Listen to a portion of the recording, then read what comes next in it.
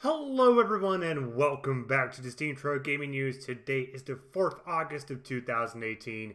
My name is Kralizec and I will be your host for the evening. Today we're going to take a look at one single story, and you probably guessed it, it's about Fortnite on mobile, more specifically on Android. And the story goes like this. Epic is taking a bold move by not including Fortnite on the Google Play Store. The reason for this is fairly simple and somewhat obvious to anybody who knows anything about business. It's money. Because if you are using the Google Play Store, you have to get 30% of your revenue to Google. So Epic has decided that they will not do that. And you know what? I think they are in a position to actually pull it off.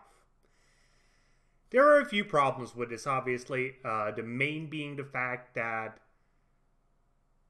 it doesn't give as easy access to the game as it could if it was directly on the Google Play Store. You will have to go to Epic's website, download the APK, and transfer that to your phone and install it, or download it directly from your phone. I'm assuming that's going to be the preferred method. But to be able to install it, you will have to authorize your phone to install from, what's it called, unauthorized sources? I don't remember what's it called in English. Or maybe unknown sources. That doesn't really matter. But the thing is, the vast majority of Fortnite players are actually technically savvy enough to do this because it's a fairly simple procedure. And I'm going to assume Epic is going to include some sort of tutorial, whether it's going to be in video form or just like a little post on how to exactly do this. I think their best bet would be to just, when you download the app, it literally asks you, do you know how to install apps that aren't from the Google Play Store? If no, click here. We will tell you how to do it. And then people will be doing it in spades. So in the end, I think this will be a move that will actually not hurt Fortnite that much in terms of its player base on Android, because the people who do want to play it will just download it from Epic's website. And getting 30% more revenue is an insane number. I'm going to assume they're going to lose like 5% people who would normally download it only through the Google Play Store because they would like see it in the recommended games and they never heard of it before. But who the fuck plays games and hasn't heard of Fortnite at this time and age? I'm going to assume it's close to nobody. And the people who are interested in Fortnite, especially on a mobile, are probably following it already and they will know how to do it. There will be tons of guides how to do it out on YouTube. There probably are actually guides on how to install Fortnite on your phone right now, just showcasing it on a different app, like, I don't know. What this could actually do is hurt Google in the long run. At least, well, not hurt them like it would cause them to fail or anything like that, but it could potentially take away parts of their revenue, as other large companies who have very specialized software that only technically savvy people use could actually vouch to go this route, to have their apps installed directly. Because once there is a precedent set, others can join on the fun.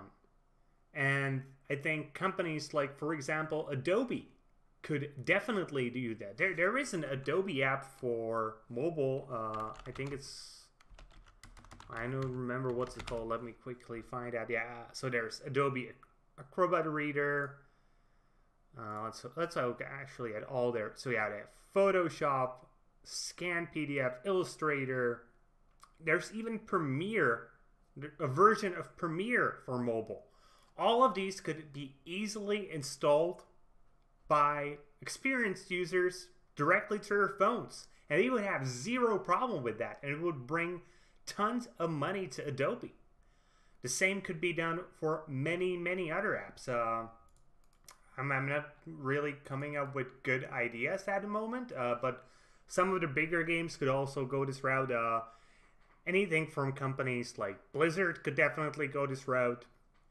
Games from Nintendo could go this route, though I think the user base is slightly less experienced with technology. They're most likely targeting at children, so they will probably want to stay at a Google Play Store.